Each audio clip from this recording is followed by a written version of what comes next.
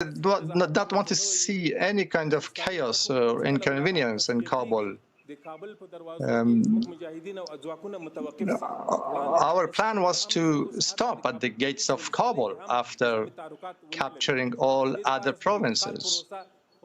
Therefore, so that the transition process is completed smoothly without us entering Kabul, so that we stop the troubles and harms or damages.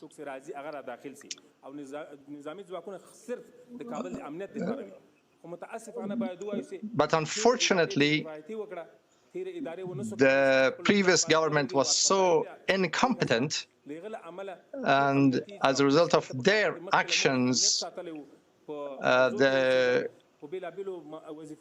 their security forces could not do anything to ensure security, and we had to do something. We had to take the responsibility. So that was the reason. The abusers and the rioters, they wanted to abuse the name of the Islamic Emirate to enter houses or to harass the people or to steal. So therefore we instructed our forces to enter Kabul to ensure this, to stop all this and to ensure security. So we had to do this, to enter Kabul to stop those criminals and abusers, so that we ensure the safety and security of the people and the residents of Kabul. Therefore, the residents are assured that your security is guaranteed. In the same way, when it comes to the current circumstances, I would like to assure the international community, including the United States, that nobody will be harmed in Afghanistan. I would like to assure our neighbors, regional countries, we are not going to allow our territory to be used against anybody, any country in the world. So the whole global community should be assured that we are committed to these pledges, that you will not be harmed anyway from our soil. The international community, we would also like to, the international community, so that we then recognize international boundaries and interactions, we should be treated accordingly. According to these frameworks, we do not want to have any problem with the international community. We'd like to act on the basis of on the principles of our religion, of our culture, and we have given a lot of sacrifices. We have the right to act on the basis of our religious principles and rules and regulations. This is the right of the Afghans. Other countries have also have got different rules, different policies, different. Europeans have different approaches and policies. The US has different rules and regulations. Arab countries in the same way. Other countries in the same way. The Afghans also have the right to have their own rules and regulations and policies, so that they are in the advantage and for the profit of the nation, of the people, so that they are in accordance with our values. So nobody should be worried about our norms and principles. The issue of women is very important. The Islamic Emirate is committed to the rights of women within the framework of Sharia. Our sisters, our women have the same rights, will be able to benefit from their rights. They can have activities in different sectors and different areas on the basis of our rules and regulations, educational, health, and other areas. They are going to be working with us, shoulder to shoulder with us. The international community, if they have concerns, we would like to assure them that there's not going to be any discrimination against women, but of course within the frameworks that we have.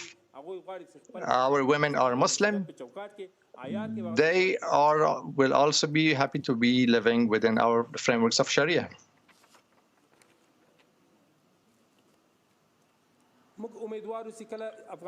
We hope that as soon as the conflict is done away with in Afghanistan, we are going to build the infrastructures of the economy. For this, we're going to take actions for economic activities. The interactions with the international community, with other countries, are going to continue. We are going to be working on our natural resources, in order to revitalize our economy, for our reconstruction, for our prosperity. Therefore, the Islamic Emirate is requesting the whole international community that, God willing, we can very soon, actually, very quickly can change the situation in the country economically. Every Afghan wants to improve his or her life. So the whole community, the whole society will be active in trade, in economics, and we are committed to ensure security, and after that to build our society, to serve our nation. We are the servants of the nation for the benefit of the nation, both in this world and for the next world. Once again, I would like to assure the media, we are committed to media within our cultural frameworks. Private media can continue to be free and independent. They can continue their activities. We've got requests, some requests from the media. One is that Islam is a very important value in our country. Nothing should be against Islamic values when it comes to the activities of the media. Therefore, Islamic values should be taken into account when it comes to the activities of the media, when it comes to developing your programs. Therefore, the media should be independent, should be impartial. Impartiality of the media is very important. They can critique our work so that we can improve. So you, young in the media, should also pay attention to the shortcomings so that we can serve the nation in a better way, and you should also work accordingly. In the same way, it's very important that the Afghans are giving a lot of importance to their national values, national unity, national consensus. The media should not work against this national values, against national unity. When it comes to ethnic differences, religious differences, and hostilities, they should not be actually promoted by the media. They should work, on the contrary, for the unity of the nation. To have peaceful, brotherly living together. Once again, I would like to express my gratitude to all of you for participating in our press conference. So the names are going to be read out. I'm here to serve you. We are going to have more press conferences. So today we have maybe less time than the future. I just came from a trip. I just wanted to make sure you're not going to wait for me. So we'll have a lot of time to discuss in the future. The questions are going to be asked now. I'm going to answer all of the questions.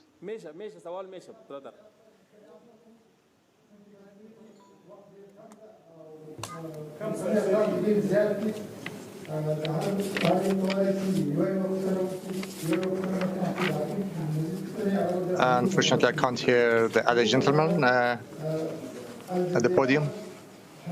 So the first question from Al Jazeera. Everybody will have a chance to ask question. Al Jazeera. I want to talk to you about women's rights and girls' rights. Charlotte Willis from Al Jazeera. I can't hear her. That girls can still go to school. What assurances can you give to women and girls that their rights will be protected?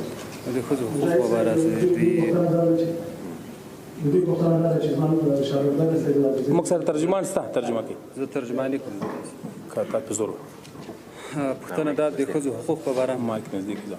The question was about women's rights. نادر تشکر یو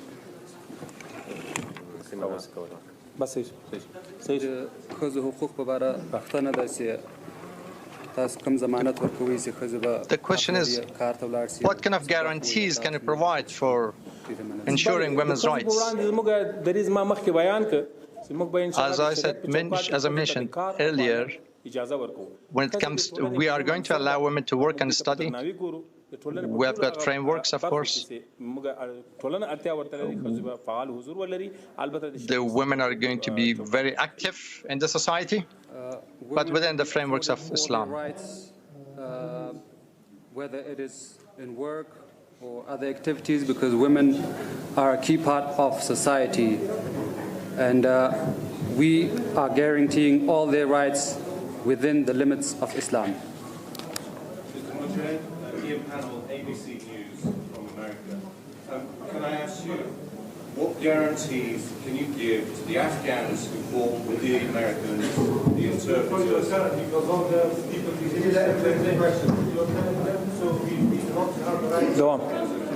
What guarantees will you give to the Afghans who are now hiding at home, who want to leave the country, who the Americans will transport to the airport? What guarantees? Sorry. One. This is very important. This is a man who's being held hostage by the Taliban. His name is Mark Frericks, and on behalf of his parents, they've asked me to ask you whether you will now commit to release him. ما جواب بده دوه پښتنې دي یو داسې هغه خلکو ترجمانی کړي د امریکایانو سره یا نور کارونه کړي دي هغوی د امنیت په اړه څه ډاډ ورکولی شي او دویمه پښتنې دا د قراردادي سي The question was about وای هغه کورنۍ له طرفه د تاسو interpreters and security for the interpreters that work for the Americans, also the contractors. Unfortunately, I cannot hear the questions by the media. I would like to assure you, all the compatriots, whether they were translators, whether they had military activities, or whether they were civilians, all of them have been pardoned.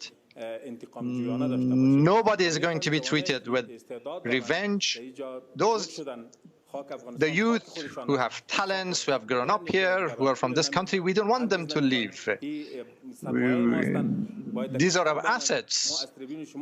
We would like them to stay here to serve. We would like to assure you that nobody is going to knock on their door to inspect them or to ask them or to interrogate them as to who they have been working for or interpreting for. So I would like to assure you that no harm is going to be, they're going to be safe. When it comes to contractors, I don't have any information about this, but it might have to do with the previous years. I do not have any full information about this. Mr. Mujahid says that we are assuring the safety of all those who have worked with the United States and allied forces, whether as interpreters or any other field that they have worked with them. As for their talents and their skills, we do not want them to leave the country. We want them to serve their own homeland. As for the contractor that was perhaps, he's gone missing, as reported by the media, we do not have any information about him at the moment.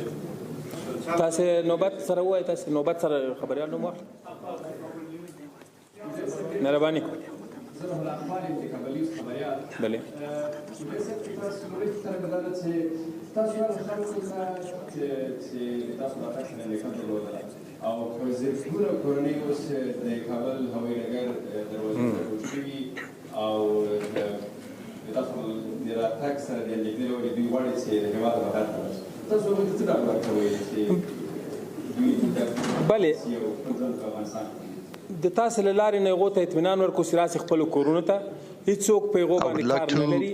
to assure you that in your homes, nobody is going to harm you. Nobody is going to knock on your door. Nobody is going to be interrogated or chased. Those who had knocked on people's doors to inspect their houses, they had been abusers, they are going to be chased and investigated. So, thousands of soldiers who had fought us for 20 years, after the end of the occupation, all of them have been pardoned. Those families who are at the airport waiting, if they come back to their homes, nobody is going to do anything to them. They're going to be safe. Nobody is going to inspect them. We give them confidence.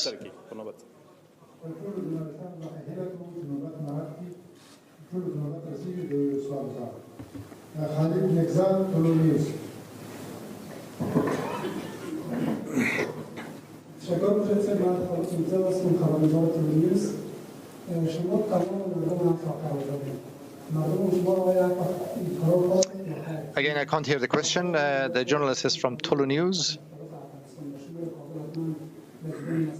So from the answer, we'll find out what the question has been.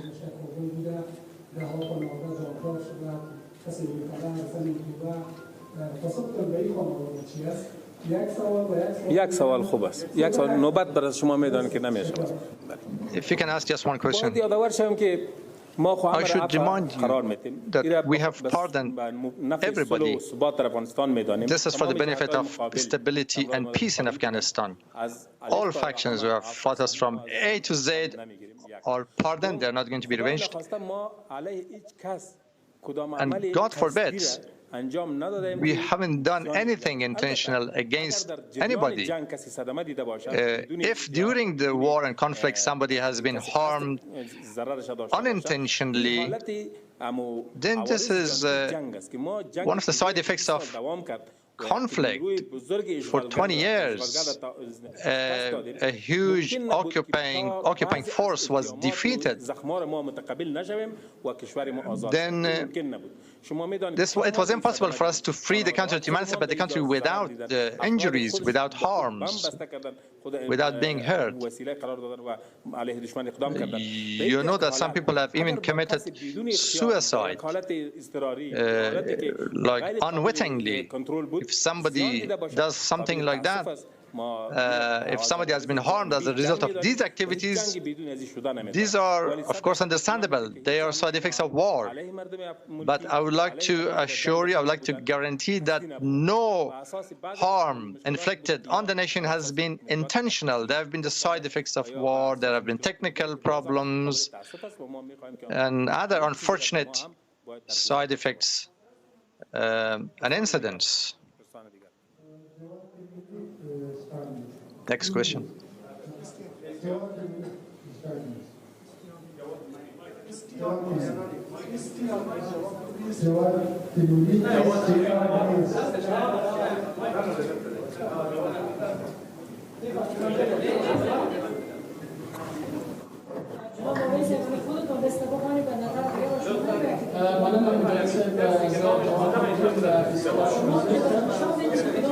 ببخشید آرامش تحفظ کنین. ببخشید. مجاهد صاحب نن درېیمه ورځ ده چې کابل ښار ته طالبان داخل شوي دي. تقریبا 3 ورځې وشوه. تاسو مخکې یادونه وکړه چې هلته نه کوم مقاومت شته دی، نه کوم بل نظامي مرکز شته دی چې هغه نه وي نیول شوی. مګر اوس هم که ښار ته وګورو د ښار فضا ډېره نظامي ده. په ښار کې ډېر نظامي کسان له وسلو سره تاویږي، خلکو ته یو تشویش جوړول کړی دی. او دغه ورځ دولتي امکانات چې تقریبا بیت المال دی، بیت المال ګڼل کېږي، داسې په یو بل ډول استفاده کېږي، خلکو سره تشویش او اندېښنې د خلکو تاسو پیږئ چې د ښار کله سیاسي حالت کې تغیر سول. You know that when the political situation changed in the city, thefts and robberies and crimes started to emerge, but we had to take actions to stop them. In a very short period of time, we managed to do that. So we had to stop instability. So they had to be controlled. So we had to come up with a sort of actions within different regions of the city. So gradually, we will bring back complete normalcy and stability.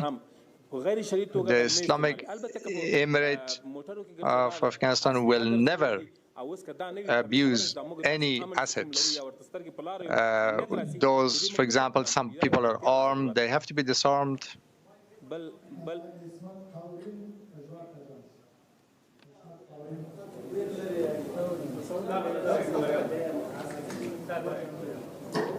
بسم الله الرحمن الرحيم. عبد اللطيف سائل من الأربعة سحاب.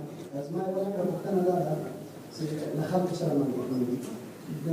دفاعية ومثل بقول بارخيك أو لها الغيرات توصلين شيء لا إله إلا الله محمد رسول الله وبدين الله لا أفغانستان من عندي بكتير لو بعدين سنة كتير أو لأساس الجاني لأساس الأخلاق. ده هي شو كده فعلا شيء تفهم الناس سمونا كده من مطالب بس فعلا مسؤوليات معنا أيضا مبارزة جمهورية كان كلام ده شو كيف فعلا تاسو ته یادونه وکم سي د افغانستان should be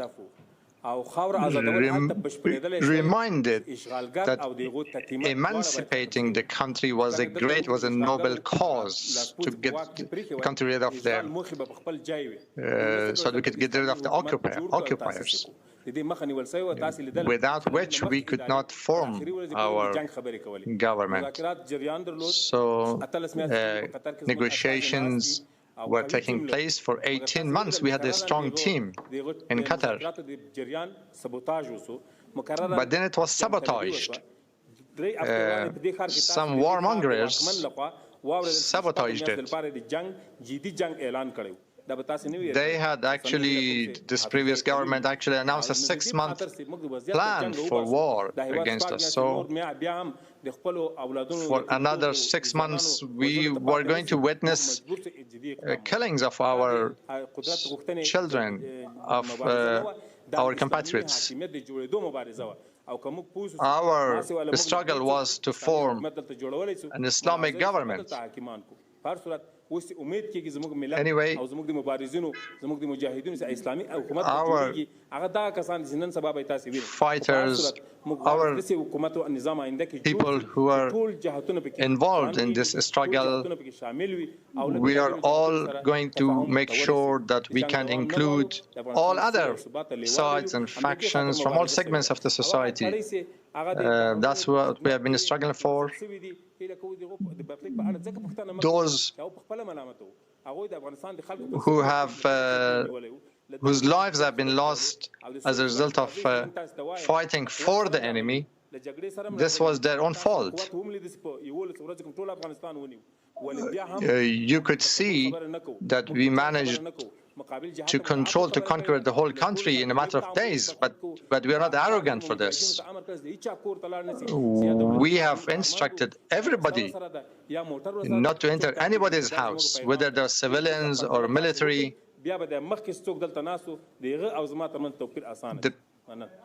There's a huge difference between us and the previous government.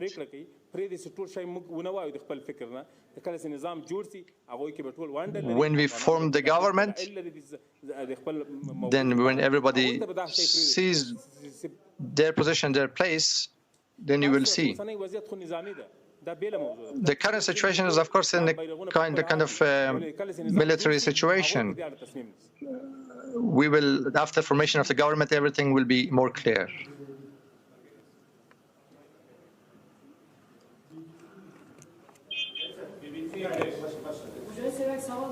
زبيدي صاحب سوال خود تکمیل زیدی صاحب بله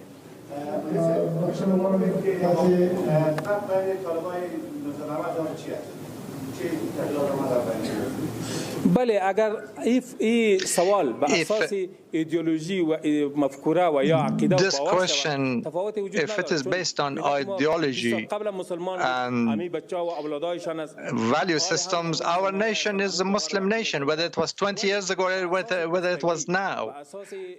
But when it comes to experience and maturity and vision, of course, there's a huge difference between us in comparison to 20 years ago. There will be difference when it comes to the actions we're going to take. This has been like a evolutionary, complementary sort of a process.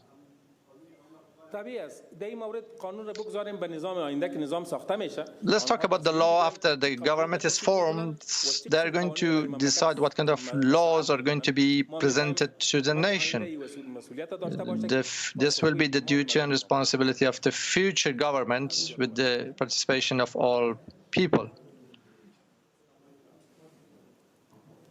ظاهر صاحب پوښتنه ظاهر صاحب پوښتنه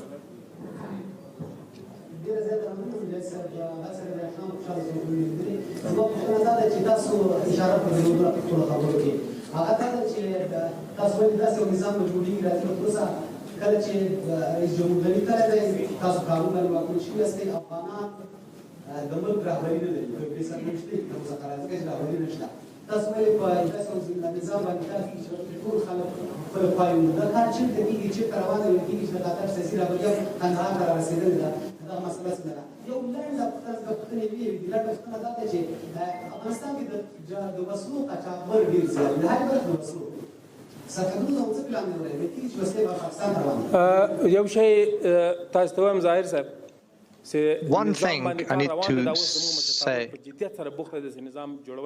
we are seriously now working on forming the government.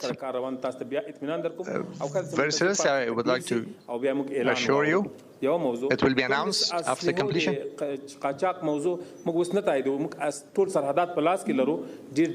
We have all the borders under our control. There's not going to be any case of smuggling of weapons.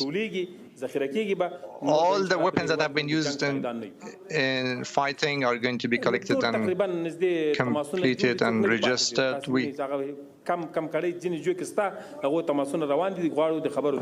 Contact consultations are being carried out. We will be aware of it soon.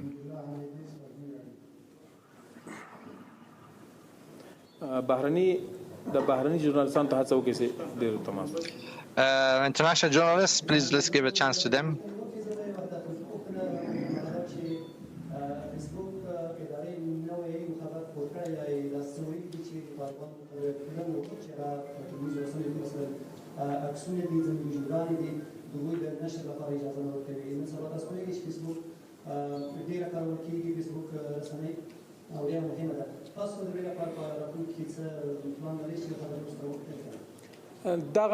دا سوال خو باید د فیسبوک له ادارې سره د بیان د ازادۍ دعوت دوی کوي او دلته خلک د بیان د ازادۍ This question should be asked to those people who are claiming to be promoters of freedom of speech, who do not allow publication of all information. I can ask Facebook company. This question should be asked to them.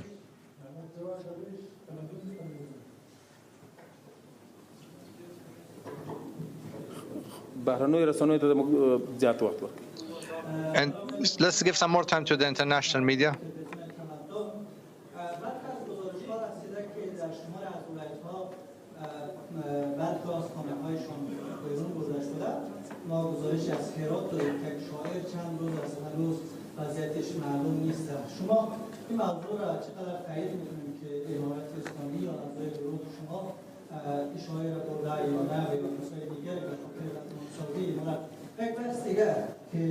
در نظام بعدی شما کسایی که امروز رفتن بیرون از افغانستان سیاسیون هستن مثل کسایی که با امارت اسلامی جنگ میرن مثل مارشال دوستون هست مثل اسلام هستن یا کسای دیگه که در پاکستان هستن اینا در قدرت یا در نظام بعدی جای داشت خواهند داشت یا نه باید در مورد سوال اولتان بگویم When it comes to your first question,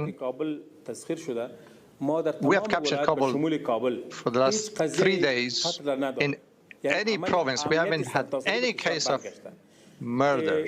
There's full security across the country. If a poet has been kidnapped, we are going to follow this up.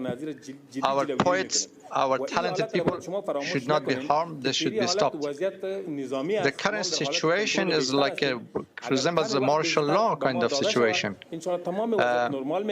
It will soon come back to normal. Nobody will be able to kidnap anybody. Compare now to last week, for example. There's a huge difference. Nobody is losing their life anymore. And we are going to have more and more security day by day. Those who have left the country, we don't want anybody to be out of the country. This is their country. This is our common homeland. We have got common values, common religion, a common nation. We would like to come under the umbrella of these commonalities. We have undergone these problems and difficulties. There's this public amnesty, general amnesty, so no animosity is going to be followed up.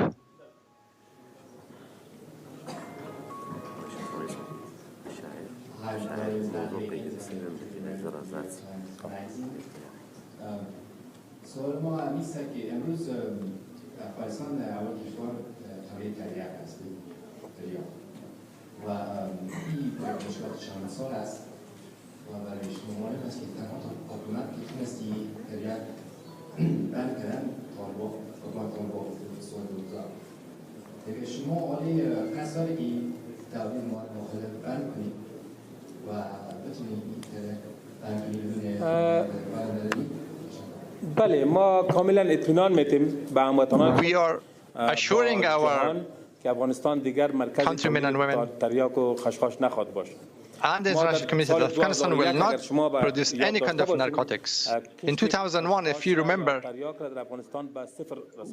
we had brought narcotics production to zero in 2001, but our country was unfortunately occupied, and then the way was paved for reproduction of narcotics, even at the level of the government, everybody was involved. But from now on, nobody is going to get involved. Nobody can be involved in drug smuggling. Today, when we entered Kabul,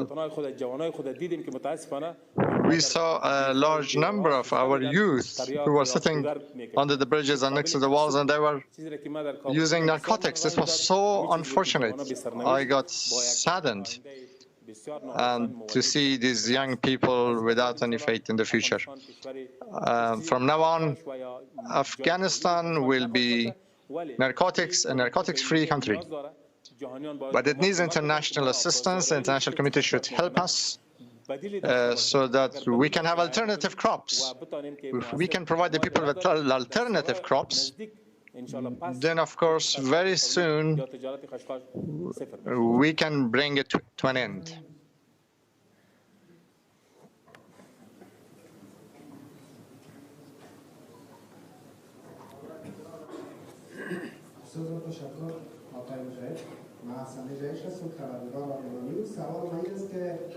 مردم افغانستان منتظر چی نظام باشن؟ آیا نظام امارت اسلامی یا نظام دیگری؟ شما جریان دیگر سیاسی را در حکومت صحیح می‌سازید؟ آیا یک حکومت مشروط تشکیل می‌دهید؟ و سوال دومی است که مردم افغانستان کارمندان ادارات دولتی مردان و زنان می‌توانند به وظیفه بروند؟ چی وقت باید بگوییم که I should mention that Afghanistan will have an Islamic and a strong Islamic government. Whether what the name is going to be, what the specifications are going to be, let's leave it to the political leaders. They are now conducting serious consultations in this regard. But we can assure you that it will be Islamic and a strong government on the basis of our values, and will not be against the values and the benefits of our people. We will do our most to make sure that everybody is included in the country, even those people who are against us in the past. So we are going to wait until the announcements are made. the government agencies will be able to start working again very soon. When it comes to women, of course, they will be able to work within the frameworks of our Islamic laws, for example, in education, in health, in prosecution. Of course, women are needed. They are going to be able to be working.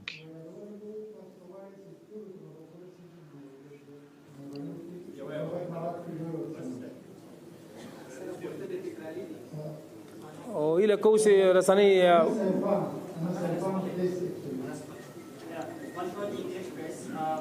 What happens to your relation with Al-Qaeda? Are you willing to give that up, or are you willing to give an assurance on that, number one? And number two, who will be the leader? One question. It's a two-part question. So who will be the leader from the Taliban who can possibly be the face of Afghanistan, now that in the absence of leadership when President Ghani is not here? Thank you.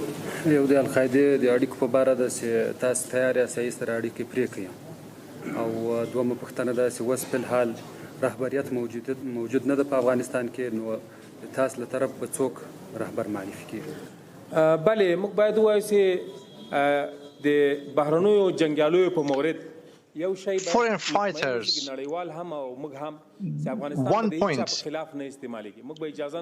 that Afghanistan soil is not going to be used against anybody. We should assure the international community. Anybody who's going to use our land against other countries, we are not going to allow them at all. The government is being formed, the problems are going to be resolved, our leaders are involved, so we are going to announce everything in the next few days. The social situation is under control now for a better government. The first question about foreign fighters is that we will not allow any foreigners who wish to harm or threaten the security of other countries, any space in Afghanistan, and we have assured this. As for your second question, as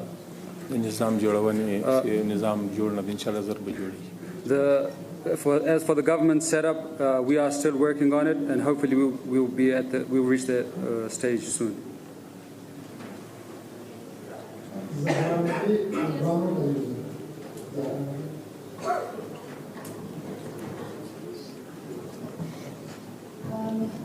Can you please clarification for us about the situation of women journalists and women working in the media? You say something that is not clear. Can they achieve like in the previous government like this or no? Can you please repeat the question? Can you please repeat the question?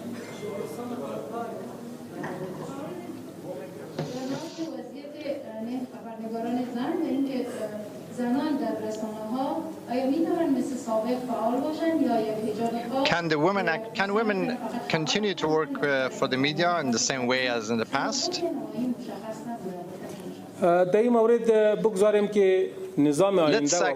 Let's wait and see what the future government is going to say. Our laws, when it comes to media and other sectors, are going to be such that everybody should be able to work, but within the framework of the Islamic Sharia laws.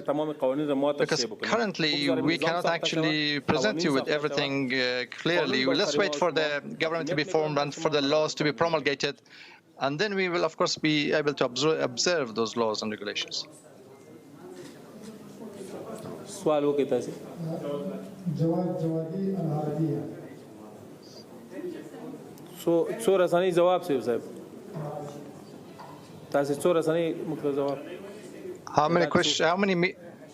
How many journalists have we been able to answer so far?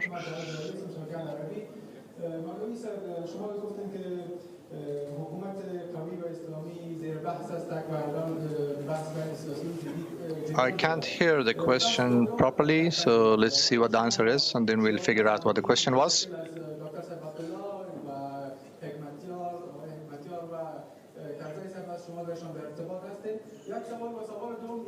The question is whether you're in touch with Dr. Abdullah, Engineer Hekmatyar, and Hamid Karzai. در این مورد باید بگوییم که I should say that very soon we will be witnessing the formation of the government and announcing the government. We will do our most to make sure that we are in touch with all sides, with Dr. Abdullah, with others. We have been communicating with them. We are continuing our communication with them. We will do our most to make sure that all Afghans are included. Nobody should be left out. Anybody who is interested to serve the nation, who has the will to serve the nation, they are not going to be ignored. So the future government will be inclusive. As to when our leader is going to enter the country and enter Kabul, I should mention that very soon the decision will be made and the government will be announced and all problems will be solved.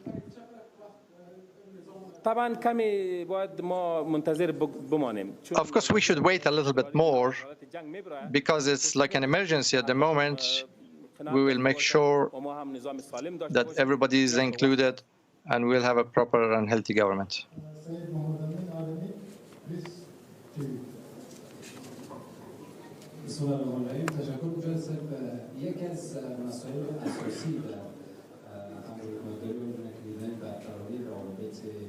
مستحکم و خوب با کشورهای همسایه هر کشوری هست.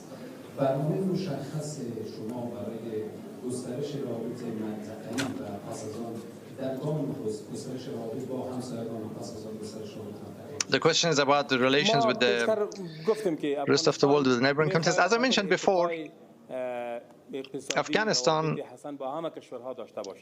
wants to have very good relations with everybody in order to revive our economy, in order to ensure prosperity, in order to come out of the current crisis. It calls for having very good relations with neighboring countries, with other countries. We are doing our best to make sure that we are communicating with neighboring countries within the framework of international diplomatic frameworks and on the basis of good neighborly agreements and mutual respect. Thank you so much for coming here. We do not have enough time, unfortunately. Thank you so much for coming. Have a good day. Well, there we are then. We've been listening to a rather astonishing press conference there from the Taliban going on for close to 1 hour now. We were hearing there from the Taliban spokesman, that was Zabihullah Mujahid, a man who has given announcements before, but his face was usually covered. That's one of the first times we've seen him talking directly to people with his face uncovered. A very full hall there in that press conference. I'll just give you a quick summary of his remarks at the beginning before we bring in our correspondent. He did start by saying that this was a moment of pride, not just for some in Afghanistan, but for the entire nation. He wanted to congratulate the nation, saying that we have expelled the foreigners, and then went on to underline just how much they want a strong an inclusive government, but very much an Islamic government. He says the Islamic Emirate of Afghanistan is not seeking revenge. We do not want to hold grudges. We want a peaceful nation. He wants to assure foreign partners, especially embassies, aid agencies, that their security is assured. Very keen as well to underline that the Islamic Emirate of Afghanistan is committed to the rights of women, but within the framework of Sharia. He says they want to build the economy. The Taliban are the servants of the nation. They want to build the nation. They want to support journalists, but insisted the media should not be working against us. And then we had that remarkable press conference there, starting off by taking questions from a female Al Jazeera English journalist, Charlotte Bellis, and very much welcoming the contributions and the questions from international news agencies, actively asking for more questions from international news agencies. In stark contrast, you could argue, with the President of the United States, who, when he delivered his statement, slammed his book shut, take no questions, and walked out of the room. So let's break down what we learned from that press conference with our correspondent in Kabul, Rob McBride. He joins us now live. Rob, what did you make of that press conference?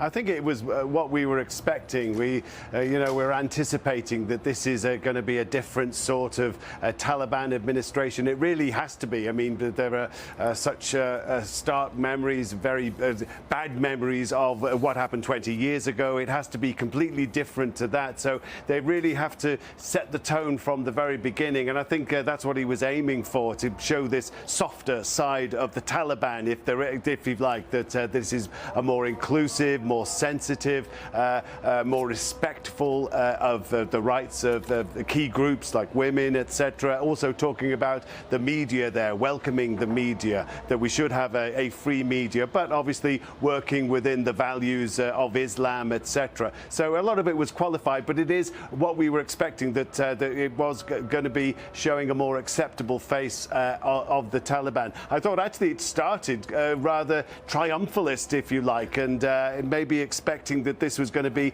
a little more hard line, the way he was talking about this being seeing off the foreigners, expelling them after 20 years of emancipation, etc. It all sounded pretty tough stuff, as though it's going to be pretty uncompromising, but then saying that every nation has the right to freedom, independence, and so on, giving gratitude to God. But as you said there, what we've heard before about this idea that there wouldn't be any retribution, any reprisals, any revenge, no grudges would be born, talking about the new Afghanistan would be a place of peace. The Taliban doesn't want any enemies, it doesn't want any animosities with any other groups.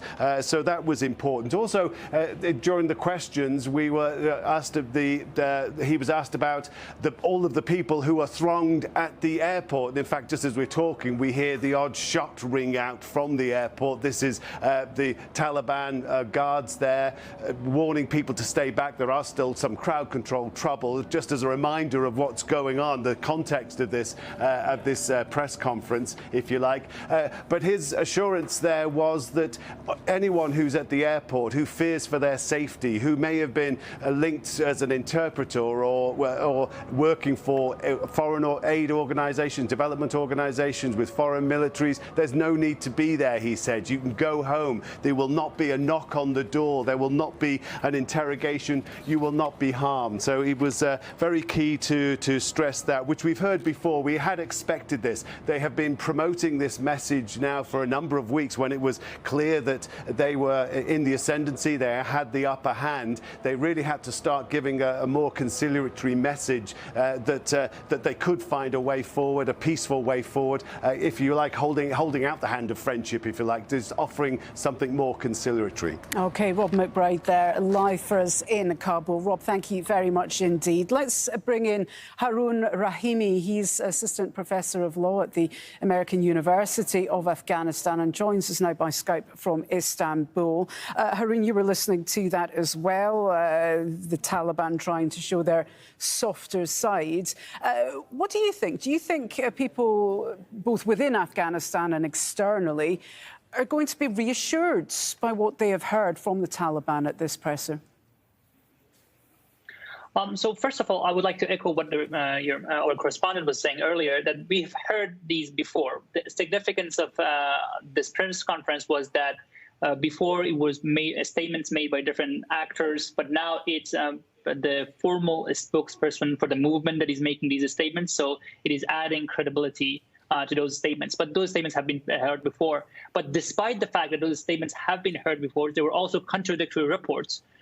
Mostly hearsay, I should highlight that, but because there was a chilling effect on journalism, so we had a hard time verifying reports as they were coming out. But I mean, the statements have been accompanied by some divergent reports from the ground, underground.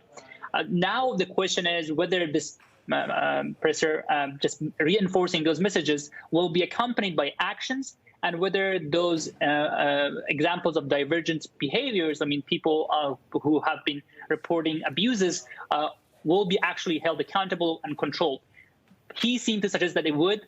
It just remains to be seen. What is clear is that a large part of the people of Afghanistan still do not find these messages credible. And that's why you're seeing the rush to the door and the refugee exodus. Because, for example, the promise of amnesty don't seem to be credible to a lot of people. As to why that is, I think it has to do with some of the fear environment that exists. It has to do with the past brutality of the Taliban. Some people may find it very hard that they've changed because until very recently, they've used brutal reports. There's also contradictory reports that contradict these pronouncements coming out right now, especially from provinces where we don't have a lot of independent media present because there's been a chilling effect. Another aspect of the pronouncements is the issue of women's rights, minority rights, and what the Taliban mean when they say it's going to be within the framework of Sharia and Islam. As always, the devil is in the details. I mean, a lot of Islamic countries have different laws, different regulations, and all of them are considered Islamic by the world, by the population. Taliban in the past also claimed that the regime in 1990s was Islamic. I mean, they called it the Islamic Emirate, and I think they have never admitted that what the laws they imposed at the time were not Islamic laws. If they mean, when they say within the framework of Islam, they mean the same thing, it's not clear. I mean, they have been able to hold contradictory views. That's what I've been trying to end with, because they haven't clarified. They have been able to make abstract general statements. They haven't clarified them in details in terms of laying down, like, if the girls will be able to go to university, under what conditions, how, if women can actually appear in media, under what conditions and how. Okay. There's a mixed picture, and we have to see how those details are going to be filled in. There is a mixed picture, and certainly several people at that conference were asking for more details about what that meant. The spokesman was very much saying, let's wait for the government to be formed first and the laws to be made first, and then we'll get back to you. For now, thank you very much indeed, Haroon Rahimi there. We will check in with you, of course, later on. But for now, I do want to speak to Al Jazeera's Charlotte Bellis. Charlotte was in the media centre. She was granted the first question, it has to be said, at that press conference. Charlotte, you asked a question about women's rights. You asked what assurances women would be given. How did the Taliban respond to that? And certainly, do you think there was a significance in the fact that you, as a female journalist, were called first? Yes, I think they wanted to make a statement that they were going to protect women's rights. They spoke about it extensively during Zabihullah Mujahid's speech, and then also in the questions. Another woman also asked a question about women's rights and what we can expect. They said, we're committed to women's rights and girls' rights, girls going to school, women working. They even went to the extent of saying what type of jobs women will be allowed to have, everything in any ministries, government ministries, also even in the police and the Attorney General's office. They said that everything would be allowed as long as it's under Sharia law. Now, the question is how they define Sharia law, and that is what I guess we'll have to wait and see about how conservative their definition of Sharia law will be. But a good sign, giving us the first question as a woman, and then also allowing other women to ask their questions and push them on what we can expect from the movement. And Charlotte, has there been any, this was something that people in the hall were pressing on, what's the government going to look like? When are we going to understand what within the framework of Sharia law means? Was there any indication forthcoming at all about when we're going to see more meat on the bones of what this Taliban administration is going to look like? Because he was mentioning there the leader isn't even in the country yet. They said that we have to be patient, essentially. They said a political system is going to be instituted, that there's serious talks ongoing now, that they want it to be exclusive. They mentioned Abdullah, the former CEO, by name. We know that the former president, Hamid Karzai, another man, some people call him a warlord, Hekmatyar, are also involved in these talks. They want to fold these people in, and they said in this press conference today, we want it to be a strong, inclusive system. It's unclear how long it's going to take for them to reach that point and how long those talks will take. But a lot of pressure, at least from the journalists here, to get some type of certainty about what government they are currently living under. OK, certainly the question of women's rights came up quite a lot, but also the question of security and reprisals. So what was the feeling in the hall there? Because some of the journalists really were pushing quite hard on that question, presenting the Taliban spokesman with examples of security issues, people getting knocks on the door and so on. How effectively did the Taliban team deal with those charges? Yeah, they said that everyone is forgiven and that they don't want revenge. We don't want people to leave their assets to us. They say that they should stay and not flee the country, and that they want to move on. That this country is a safe place for everyone, and they want it to be inclusive. They said we're all brothers here now. But a testament to the Afghan journalists in the room, of which there was at least 100, one person saying, look, you say that you have forgiven us, but how can we forgive you? How do you expect all the people who have been killed by the Taliban over the years to forgive you and move forward? And they said, you know, we never did that intentionally. We never killed anyone intentionally. It's a consequence of war. We've defeated a superpower and we should be proud. And all of our families were affected by this. So, I mean, you have to give them credit for being transparent and for replying honestly and authentically to some quite hard questions from the journalists. And you have to give the journalists credit for not being timid in the face of this movement that's marched into town. Absolutely. It was startling to see that degree of openness. Like I say, almost 3/4 of an hour's worth of statement and questions, certainly inviting questions from journalists, something that some foreign leaders simply have not done to date on this. Charlotte Bellis, live from the media centre there in Kabul, thank you very much indeed.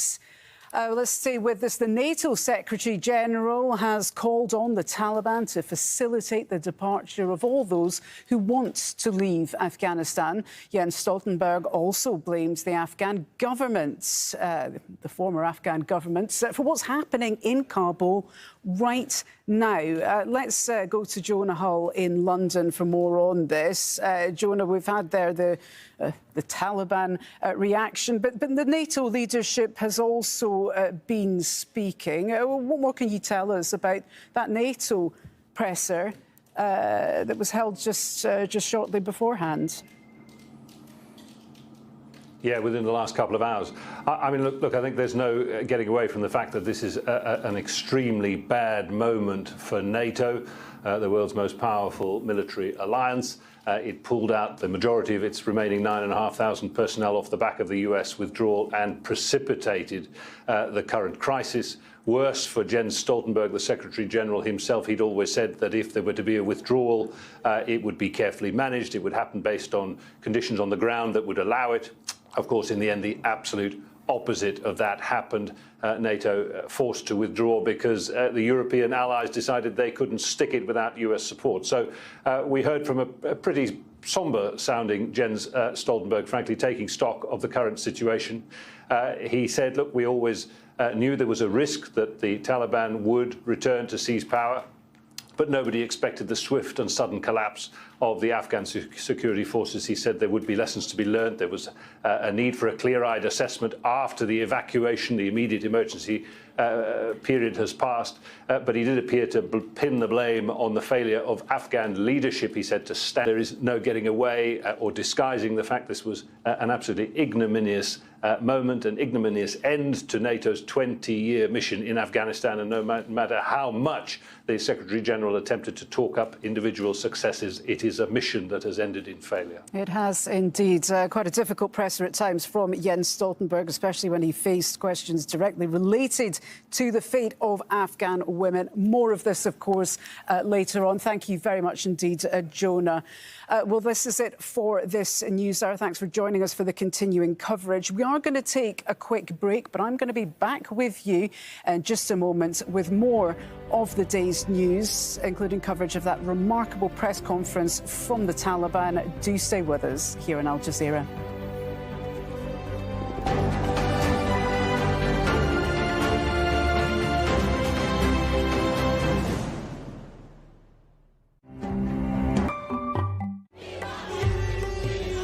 Violence and discrimination are all too familiar to many women in India, a reality too often reinforced by Bollywood. But its leading star is throwing his weight behind the cause and using his celebrity to advocate for gender equality. The snake charmer, Amir Khan, witness on Al Jazeera. More than 10 years after the global financial crisis. You've taken home more than $480 million. Your company is now bankrupt. Our economy is in a state of crisis. I have a very basic question for you. Is this fair? Millions lost their homes in the US alone. Who was held responsible? I will be fabulously wealthy, and I will not pay any price for it. Thank you, Lord.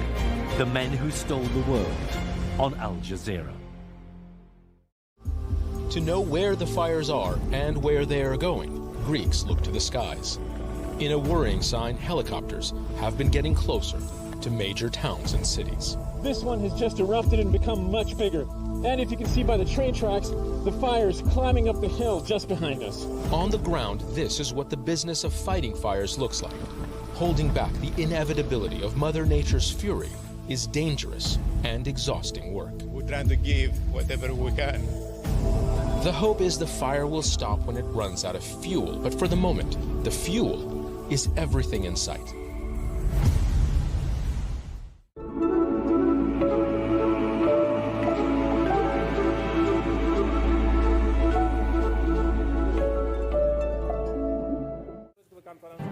Taking charge with a message of tolerance, the Taliban says it will respect women's rights and it will pardon people who fought against them.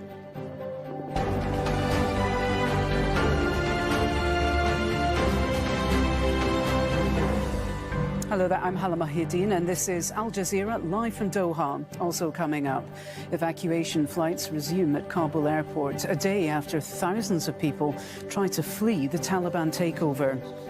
But a different scene along the land border with Pakistan, populated by ethnic groups who support the Taliban.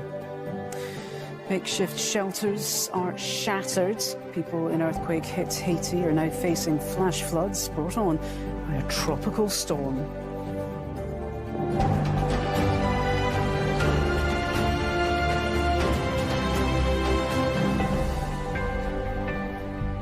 The Taliban has declared it wants peaceful relations with other countries in its first news conference since taking control in Afghanistan.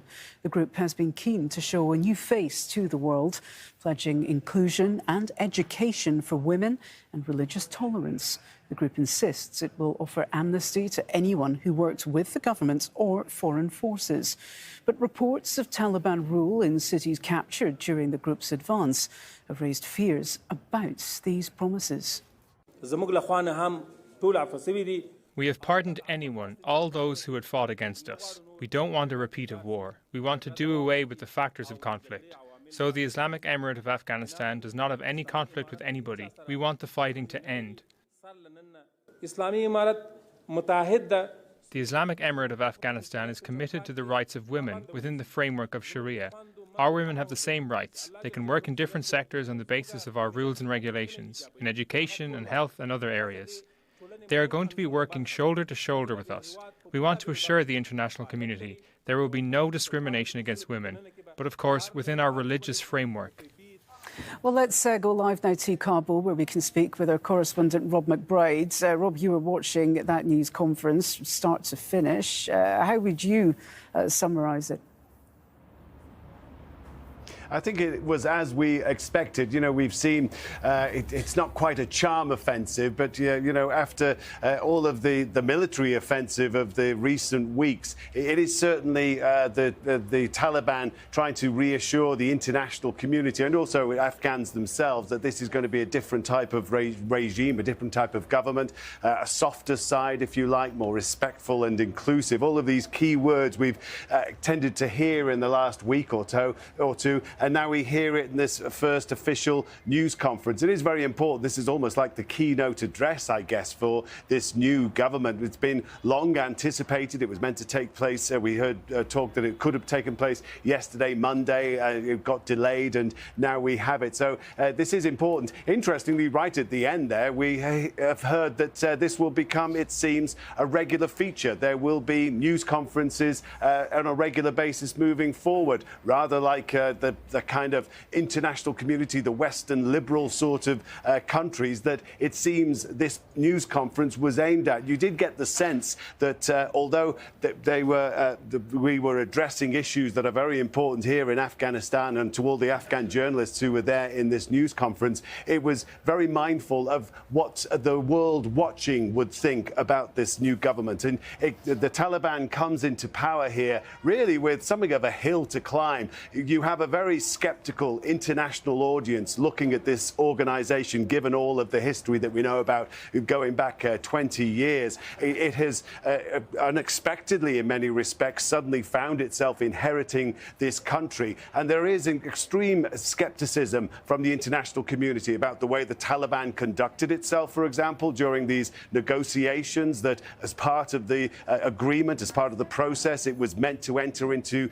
negotiations with the what is now the defunct government that has just collapsed, but it was meant to negotiate with that government, and there is skepticism that it was playing for time, that it was acting in bad faith, all of those things obviously which the Taliban denies, and it blames the other side, it blames the outgoing government for acting in bad faith and for bringing about the crisis that resulted in its downcoming. So all of this did seem to be aimed at trying to convince the overseas audience, and you got a lot of that. It did address some of those issues, particularly that the international community is concerned about. One thing we didn't mention earlier was that the fact that never again would allow Afghanistan land or soil to be used for the training of groups of fighters who would threaten those countries overseas. That was one of the big concerns that obviously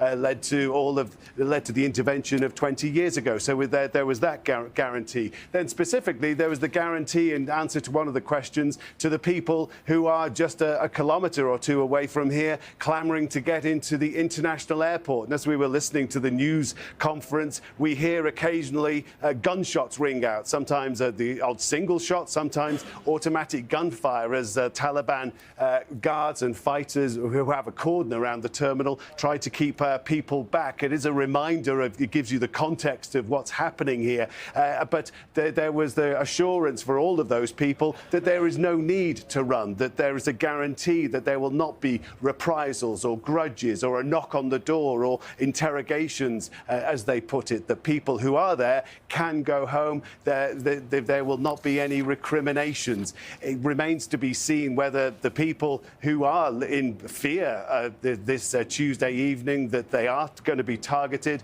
whether they will believe that or not. But certainly that was the message that the Taliban wanted to get across with this news conference. OK, Rob McBride there reporting live for us from Kabul. Rob, thank you. The head of the Taliban's political office in Qatar's capital, Doha, is heading back to Afghanistan. Mullah Abdul Ghani Baradar led the group's negotiations in peace talks with the US and Afghan governments. He departed after meeting Qatar's foreign minister earlier today. Talks between the Taliban and former Afghan officials will now be held domestically instead of in Doha. Let's bring in Haroon Rahimi. He's an assistant professor of law at the American University of Afghanistan and joins us by Skype from Istanbul. It's good to have you with us again. It's quite significant, is it not, that Mullah Abdul Ghani Baradar is heading back to Afghanistan. Does this give any indication, do you think, of who's going to be making up the government, what kind of government we're going to see, especially now that the top people are basing themselves in the capital of the country they have just seized? So let's just be clear that he's not the top person in the Taliban movement, Mullah Baradar. He's been the head of the political office in Doha, but they have a system of leadership where the leadership council is at the head, And Mullah Baradar has generally been acting as the face, the political office. You can compare him to kind of a Ministry of Foreign Affairs in a sense. But the head of the military committee and the head of the leadership committee are two different people. In terms of what kind of government we can expect now, given the developments we've observed so far, I had hoped, and the hope had been, that there will be an interim government that is neutral. That hope was lost when Ghani escaped Kabul and Taliban said that they had to step in to fill the vacuum. They could not just wait until an interim government, and they could not wait for an interim government to take over from Ghani, and then a new government will be formed under the supervision of an interim government. That is not the case. Now Taliban are, for all intents and purposes, in charge, and they will be controlling the process through which a new government will be formed. This means that we will be having a Taliban-controlled process through which an inclusive government will be formed. Taliban are pretty much holding all cards. There are two considerations that may kind of point towards a more inclusive system. One is international legitimacy. It is something that is important to the Taliban. It is one of the things they care about. They care about many things that some often may come in tension with their desire to have international legitimacy. We'll have to see how trade-offs will work out. The second issue, the consideration that may point towards possible more inclusive government, even despite the fact that Taliban will control the process of creating the government, is their desire to have domestic legitimacy. You have to realize that the Taliban are not a popular movement. They are becoming more popular. I believe they are, given that they are maintaining law and order and they are saying some of the right things. But it's still a large part of the population is incredibly skeptical of them, distrusting, fears reprisal, and remembers the context through which they conducted brutal war, killed civilians, and conducted many sort of crimes and against the population. So you have a very unconvinced population, and they will, if they have foresight, they will care to have the different constituencies of Afghanistan represented in the government to gain domestic legitimacy. If they fail to do that, form an inclusive government that would ensure international domestic legitimacy, then I'm afraid that we will have a resistance forming against them. The same way when in Born 1, Taliban were executed when the 2001, the new system was formed after the Taliban were toppled, we saw the Taliban insurgency kind of re-emerging, Taliban emerging as an insurgency. Now there are hints that there will be an insurgency formed. I mean, the former VP claimed that he's the head of, still the caretaker of the government. There are hints. I mean, Panjshir still has not surrendered to the Taliban, and some military there are rumors that some military assets were moved there. So, I mean, and those are still on hold, and it's going to depend on whether the Taliban will be able to bring in their oppositions into the government to neutralize any, preempt any possibility of resistance becoming popular. Even, I mean, some people may still call it resistance, but how inclusive the government will be is going to determine how popular the resistance will be. And international legitimacy is also important because it's going to determine who's willing to possibly help resistance or not. Okay, very notable there. Lots of focus in that presser on trying to get people to stay in the country, to prevent a brain drain, to rebuild the nation. We'll just have to wait and see if the people of Afghanistan will heed that call. For now, Haroon Rahimi, great to get your analysis and your thoughts. Thank you very much indeed. Now, the NATO Secretary-General has called on the Taliban to facilitate the departure of all those who want to leave the country. Jens Stoltenberg also blamed the Afghan forces for what's happening in Kabul right now. The Afghan political leadership failed to stand up to the Taliban and to achieve the peaceful solution that Afghans desperately wanted. This failure of Afghan leadership led to the tragedy we are witnessing today. Turkey and Greece fear being at the forefront of another refugee crisis as thousands of Afghans look to flee Taliban rule. Turkey's already building a wall along its border with Iran to stop people crossing illegally, while Greece has said it cannot become a gateway into the EU for Afghans. Greece was on the front line of Europe's migration crisis. The EU is calling for Europe to create humanitarian corridors for Afghan refugees. Jonah Hull reports from London. For the moment, of course, the focus is on getting foreign nationals out of Afghanistan along with Afghan support staff. Some countries in Europe are going further. The Germans are adding human rights activists, lawyers, other people deemed to be at risk from the Taliban to their list of evacuees. The British government is later due to announce details of an emergency resettlement scheme for those most in need, focused its thought on women and girls in Afghanistan. But not all countries are going to be quite so willing and eager to help. The Greeks have already said this morning they are not willing again to be a gateway country for refugees making their way from Turkey across the water and into Europe. Austria, for instance, as we speak, is still continuing with deportation plans for failed Afghan asylum seekers back to Afghanistan as a means of deterrence for new arrivals, and doing so with the support of 90% of the Austrian public. So it's all very well for people like the French President Emmanuel Macron to stand up as he did on Monday and call for a joined-up European approach to ensure the safe passage of people coming if they want to come. But this is an incredibly thorny issue in Europe. It's led to the downfall of governments in recent years. It's spawned right-wing movements in almost every country. Governments, I think, will certainly be on their guard, if not all of them actively preparing to accommodate what may soon be coming their way. There are huge parts of Afghanistan where the Taliban enjoy support from certain ethnic groups. The Torkham border crossing with Pakistan is one such place. It has now reopened, and there's no rush of people trying to flee, as Kamal Haider explains. The main border crossing between Afghanistan and Pakistan at Torkham is now open for business. Trucks have been traveling in both directions.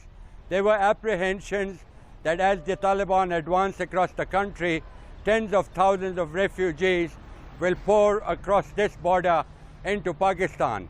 But the ground reality is very different. People living close to the Pakistani border, all the way from Helmand province to Nuristan up in the north, are mostly Pashtun tribes. They, of course, welcome the Taliban. They have seen the Taliban rule in the past. And what we saw at this border crossing, that instead of tens of thousands of Afghans coming across the border, we saw hundreds of Afghans eager to cross that border and go back to their country. Most of the people that we spoke to over here are elated and jubilant with the fact that the Taliban are back in power. They, on the other hand, do not agree with the international community, and they see a ray of hope for a lasting Afghan settlement. We welcome the Taliban back in Afghanistan, as they are the true heroes of the country, and none other than them can bring a lasting peace to this war-torn country destroyed by many. Afghanistan is in ruins from the last 40 years. Firstly, we were made homeless by Russians and then the Americans, but thank God, finally we've got freedom from their invasions. We trust the Taliban and hope they will bring peace, stability and progress to this country. But while the situation on the borders was now returning back to normal, there were frantic diplomatic efforts to try to put the Afghan leaders on the same table with the Taliban. The former Foreign Minister of Afghanistan, Salahuddin Rabbani, is in Pakistan, along with Yunus Qanuni, the head of the Afghan parliament, and also Ustad Mohaqiq is amongst that group. He represents the minority Hazara community. What Pakistan has been telling the Afghan Taliban is that this should be an inclusive government, which should include all the ethnic groups of Afghanistan. Therefore, it offers a ray of hope for the first time in 2 decades for a lasting peaceful settlement to the Afghan conflict. What the Pakistanis have been saying to the Taliban is that it has to be an inclusive government. The Taliban have also announced an amnesty and said that there will be no retribution even for those people who've been working with the Americans. Well, girls in the western Afghan city of Herat have attended school just days after the Taliban takeover. The armed group says it will ensure inclusiveness for women despite its strict guidelines on how they should dress. The United Nations is urging the Taliban to keep its promises. Still ahead here on Al Jazeera, no bread and no beds. Fuel shortages in Lebanon have left many going hungry. Hospitals in critical condition.